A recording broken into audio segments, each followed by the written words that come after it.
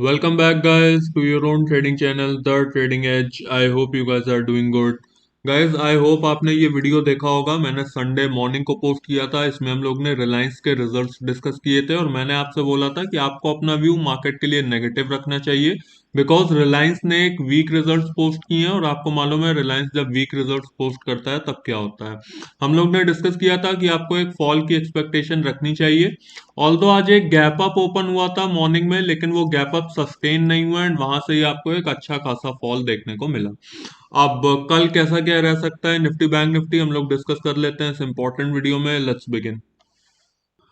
Guys, Nifty 50 से पहले मैं आपको एक और अपडेट दे देना चाहता हूँ रिलेटेड टू बजट। आपको पता होगा हर साल कंट्री के लिए बजट रिलीज किया जाता है by our honourable finance minister, and इस साल जो बजट रिलीज की डेट है वो है 1 फरवरी 2024। लेकिन गाइस इस बार एक स्लाइड सा चेंज है। आपको पता होना चाहिए जिस साल कंट्री में इलेक्शंस होते हैं फॉर द पीएम कैंडिडेट, उस साल जब बजट रिलीज होता है तो पहले सिर्फ 2 महीने का बजट ही रिलीज किया जाता है एंड इलेक्शंस हो जाने के बाद बाकी के 10 महीने का बजट रिलीज किया जाता है। सो 1 फरवरी को जो बजट रिलीज होगा वो पहले 2 महीने का होगा एंड इलेक्शंस के बाद फिर बाकी का बजट रिलीज कर दिया जाएगा। अब बात कर लेते हैं हम लोग निफ्टी 50 की। गाइस, अगर निफ्टी 50 की बात की जाए तो देखो 21,500 इंपॉर्टेंट सपोर्ट था निफ्टी 50 के लिए। मैंने आपसे कहा था एंड कहा था अगर ये ब्रेक हुआ आपको एटलीस्ट 200 पॉइंट्स का फॉल देखने को मिलेगा। तो 200 तो नहीं बट हाँ 160 पॉइंट्स का फॉल आपको देखने को मिला। और अगर आगे की बात की जाए तो अभी भी गाइस मेरा ओवरव्यू निफ्टी 50 के लिए वीक ही है। एंड अगर सपोर्ट की बात की जाए तो निफ्टी 50 के लिए जो सबसे इंपॉर्टेंट सपोर्ट है वो है 21,200 का लेवल, एंड 21,200 ब्रेक होते ही आपको 21,000 के लेवल्स देखने को मिलेंगे। अब गाइस देखो, ऐसा नहीं है कि कल ही 21,200 ब्रेक हो जाए। अगर कल 21,200 ब्रेक नहीं होता है देन वहां से आपको एक शार्प अपसाइड तो नहीं, लेकिन हाँ एक कंसोलिडेट होते हुए एक स्लाइड सा रिवर्सल देखने को मिलेगा। लेकिन गाइस अगर 21,200 ब्रेक हो गया देन आपको सीधा 21,000 के लेवल देखने को मिलेंगे। और गाइस एक चीज और, आपको एक चीज अपने बैक ऑफ द माइंड रखनी है कि 1 फरवरी से पहले, यानी 1 फरवरी से एक दो दिन पहले मार्केट आपको कंसोलिडेट होता हुआ दिखेगा एंड बजट पेश होते ही आपको मार्केट में एक्सट्रीम वॉलेटिलिटी देखने को मिलेगी। So be ready for that volatility. Volatility में अच्छा पैसा बनता है, लेकिन वॉलेटिलिटी में अभी टाइम है। 23 जनवरी या डेट है, ऑलमोस्ट 7 दिन है अभी।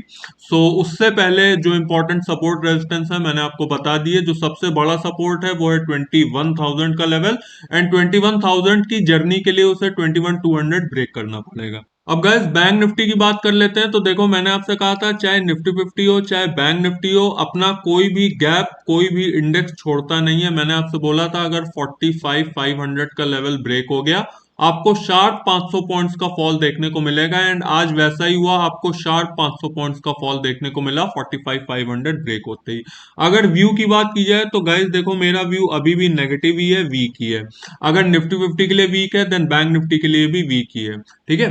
अगर सपोर्ट की बात की जाए तो देखो गाइस जो अगला सपोर्ट बन रहा है बैंक निफ्टी के लिए वो बन रहा है 44,500 का लेवल। लेकिन उससे पहले आप अगर यहाँ पे ध्यान दें तो बैंक निफ्टी अभी इनफैक्ट 45,000 के ऊपर ट्रेड कर रहा है। तो गाइस अगर कल बैंक निफ्टी ने 45,000 का सपोर्ट ले लिया देन अच्छी बात है, वहां से आपको एक कंसोलिडेटेड रिवर्सल देखने को मिलेगा। लेकिन अगर 45,000 पे सपोर्ट नहीं लिया आपको 500 पॉइंट्स का फॉल फिर देखने को मिलेगा up to the levels of 44,500। So guys bank Nifty Nifty दोनों के लिए मेरा व्यू फिलहाल नेगेटिव ही है। इंपॉर्टेंट सपोर्ट ऑल्दो मैंने आपसे बता दिए हैं। जिस लेवल पे ऑलमोस्ट निफ्टी बैंक निफ्टी खड़े हुए हैं वही उसका इंपॉर्टेंट सपोर्ट है। वो ब्रेक होते ही आपको फिर से फॉल देखने को मिलेगा। अब गाइज आईपीओ की बात कर लेते हैं। तो देखो अगर आईपीओ की बात की जाए, पहले भी एक आईपीओ 2 दिन पहले रिलीज हुआ था जिसका नाम था ई पैक ड्यूरेबल, लेकिन मैंने आपके साथ वो डिस्कस नहीं किया क्योंकि वो वीक था एंड वीक आईपीओ मैं आपके साथ डिस्कस नहीं करता। इसमें पहली बात तो लिस्टिंग गेन्स देखने को नहीं मिलेंगे, और अगर देखने को मिले भी 10-11% से ज्यादा का लिस्टिंग गेन देखने को नहीं मिलेगा। सो आई डोंट थिंक कि 10-11% के लिए आपको अपना कैपिटल ब्लॉक करना चाहिए। अब गाइज अगर आज के आईपीओ की बात की जाए तो हमारा आज का जो स्टार आईपीओ है वो है नोवा agritech. And Nova agritech guide guys इतना सॉलिड आईपीओ है कि पहले ही दिन इसका सब्सक्रिप्शन 10.21 टाइम्स हो गया है। एंड इसमें आपको सॉलिड लिस्टिंग गेन्स देखने को मिलेंगे अगर आपने इसमें अप्लाई किया एंड आपका इसमें अलॉटमेंट आ जाता है तो। सो मेरी तरफ से ये डन आईपीओ है, मैं इसमें अप्लाई मारूंगा एक दो डीमेट से जितने मेरे पास हैं। एंड अगर इसके जीएमपी की बात की जाए तो देखो गाइस जीएमपी इसका अभी ही 48.78% पे चल रहा है एंड क्लोजिंग इसकी 2 दिन बाद है। 2 दिन बाद की क्लोजिंग में मैं एक्सपेक्ट करता हूँ ऑलमोस्ट इसका जो जीएमपी है वो 60% के अराउंड होगा। And 60% is a very good GMP for an IPO. And पहले दिन के हिसाब से ही 48% का जीएमपी है, सो बहुत अच्छा जीएमपी है। एंड 10.21 टाइम्स का सब्सक्रिप्शन है, वो भी एक सॉलिड सब्सक्रिप्शन रेट है पहले ही दिन। सो ये एक मस्ट अप्लाई आईपीओ है। लेकिन मैं फिर बोलता हूँ मेरे को अच्छा लगता है डजंट मीन आपको भी अच्छा लगे। आपका पैसा है, आपकी इच्छा है, आपका कैपिटल है एंड आपका रिस्क है।